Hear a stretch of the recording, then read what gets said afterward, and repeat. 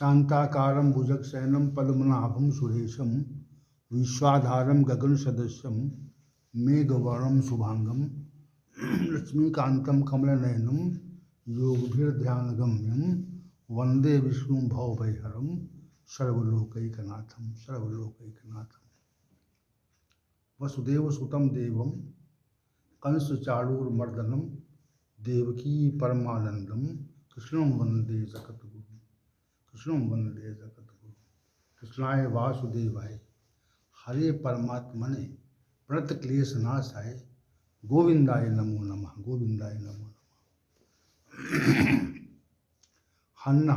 हम सभी ने कल करण अंतःकरण के प्रथम तत्व मन के संबंध में कुछ विचार किया था और आज अंतःकरण के दूसरे तत्व बुद्धि के संबंध में कुछ विचार करेंगे।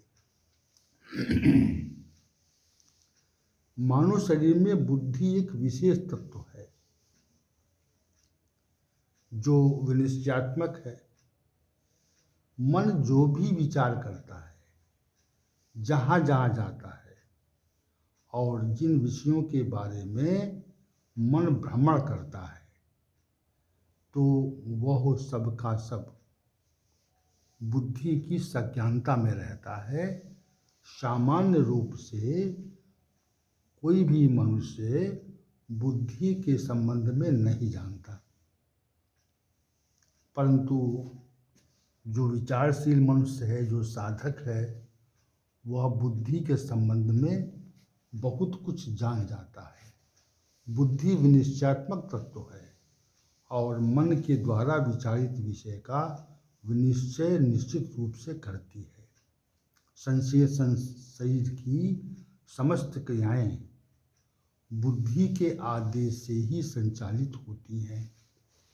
जैसे हमें कहीं जाना है, तो जाने का जो विचार है वो तो मन के द्वारा पहले होता है और उसके पश्चात तो बुद्धि इस विषय पर विचार करती है कि हमको वहाँ जाना है अथवा नहीं जाना है।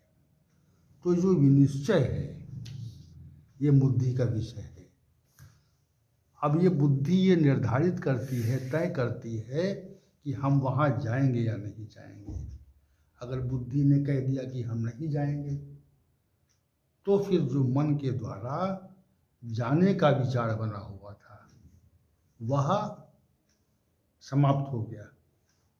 तो जो निर्णय लेती है अथवा ये विचार आए कि हमको जाना है, तो ये भी जो विनिश्चय, जाने का विनिश्चय और नहीं जाने का विनिश्चय, दोनों विनिश्चय बुद्धि के द्वारा ही किए जाते हैं, अन्य के द्वारा नहीं किए जाते। तो बुद्धि जो है वो विनिश्चयात्मक स्वरूप में मनुष्य के शरीर में रहती है और ये भी मस्तिष्क में ही रहती है। तो बुद्धि एक लक्षण तत्व है। जैसे हमारे पैर में यदि कोई कांटा लग जाए तो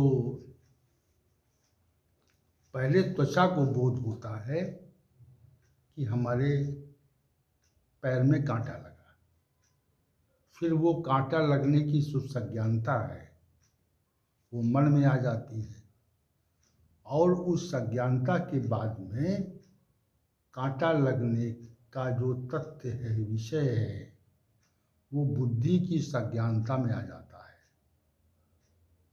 तो बुद्धि हाथ को आदेश देती है कि इस कांटे को पैर से अलग करें,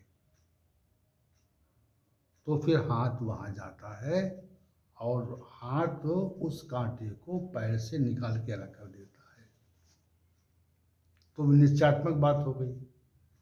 जो विनिश्चय है और बुद्धि के द्वारा होता है।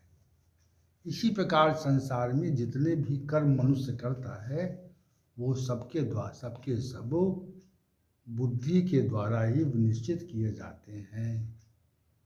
तो पहला जो तत्व था कर्म, वो मन था। दूसरा तत्व बुद्धि है, अंतःकरण का दूसरा तत्व बुद्धि है। अब तीसरा तत्व अहंकार पर भी हम विचार कर लें। मनुष्य संसार में जो भी है और जैसा भी है, उसका जो बोध है, उसकी जो संज्ञानता है, वो अहंकार के कारण ही होती है। यह मैं हूँ, यह सब मेरे स्वामित्व में हो, वह तुम हो, वो तुम्हारा स्वामित्व है। ये सबका सब बोध अहंकार के प्रभाव से मनुष्य में रहता है। यदि अहंकार रूपी तत्व शरीर में न हो तो मेरेपन की सज्ञानता का समापन हो जाएगा और अहंकार से शीघ्र निवृत्ति हो जाएगी। मैं और मेरेपन का जो बोध है, जो शीघ्रता से समाप्त नहीं होता, अर्थात वो रहता है। इसलिए अहंकार को अत्यंत सूक्ष्म तत्व माना जाता है और सामान्य मनुष्य अहंकार के प्रभाव को और उसके स्वरूप को समझ नहीं पाते। साधना की पराकाष्ठा पर जब पहुंचा हुआ मनुष्य, साधक अहंकार के प्रभाव और उसके स्वरूप को जान जाता है तथा उसका बोध भी करता है, परंतु पूरी तरह से वह उससे निवृत्त नहीं हो पाता। आपने अनेक धन से संपन्न, संपत्तिवान, पदवान, ऐश्वर्यवान लोगों को देखा होगा। उनकी भाषा में, उनके वचनों में और शरीर की चेष्टाओं में अहंकार के ही दर्शन होते हैं। इसी धनवान व्यक्ति को ये बोध रहता है कि हमारे पास इतना धन है। ये बोध रहने के कारण ही उसे अपने विशिष्ट होने का ज्ञान रहता है और ये बोलचाल में तथा क्रियाओं में झलकता है। इसी को सामान्य रूप से अहंकार मान लेना चाहिए। धन रहने पर, संपत्ति रहने पर अथवा पद और ऐश्वर्य रहने पर भी मनुष्य इसका बोध न करे, उसको सज्ञानता में न ले, तो ये जानना चाहिए कि अहंकार के प्रभाव को वो जानने वाला है और उससे निवृत्त होने का प्रयास कर रहा है। परंतु यह जो स्थिति है अहंकार से परे जाने की, उससे जो निवृत्त होने की स्थिति है, ये असामान्य स्थिति है। क्योंकि अहंकार नामक तत्व हमको सांसारिक वस्तुओं का, स्थितियों का, क्रियाओं का निरंतर बोध कराता रहता है। जैसे किसी व्यक्ति के पास बहुत धन है, तो बहुत धन होने का जो बोध है, सज्ञानता है, वो अहंकार तत्व के कारण ही रहती है। जैसे कोई व्यक्ति बहुत संपत्तिवान है, तो संपत्तिवान होने का जो बोध है वो भी अहंकार के कारण रहता है। जैसे कोई व्यक्ति बहुत उच्च पदस्थ है, तो उच्च पदस्थ होने का जो बोध है, सज्ञानता है, ये अहंकार तत्व के कारण ही रहती है। कोई व्यक्ति बहुत ऐश्वर्यशाली है, प्रतिष्ठावान है, तो ये जो ऐश्वर्यशाली होना और प्रतिष्ठित होना, ये भी बोध अहंकार तत्व के कारण ही रहता है। अहंकार उसको उसकी स्थिति का बोध कराता है। ये सांसारिक स्थिति का जो सज्ञानता रहती है, बोध रहता है, ये सब का सब अहंकार नामक तत्व का कार्य है, जो अपना प्रकृति का 8वां अंग है। इस पर चूंकि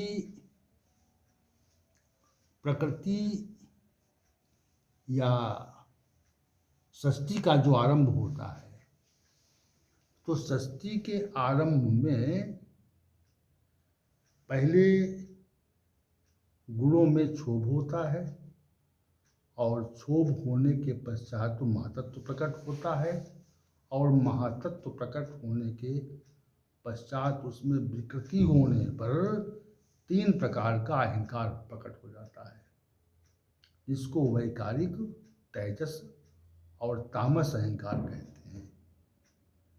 और वैकारिक अहंकार से मन का प्रकटीकरण होता है और उसके जो अधिष्ठान 10 देवता है उनका प्रकटीकरण होता है।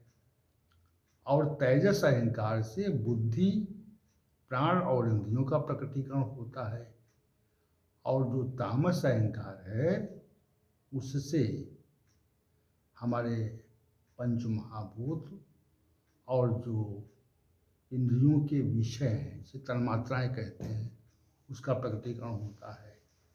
इस प्रकार हमारे सृष्टि के आरंभ से ही, जो सृष्टि का आरंभ होता है, उससे जो विकार उत्पन्न होता है और वैकारिक वस्तुएं जो उत्पन्न होती हैं, मन है, बुद्धि है, प्राण है, पंच महाभूत हैं, सब पर अहंकार का प्रभाव रहता है। इसलिए विशेष तत्व है, इस पर कभी चर्चा विशेष होगी। ओम सहनावतु सहनौ भुनक्तु सह वीर्यं करवावहै तेजस्विनावधीतमस्तु मा विद्विषावहै। ओम शांति शांति शांति।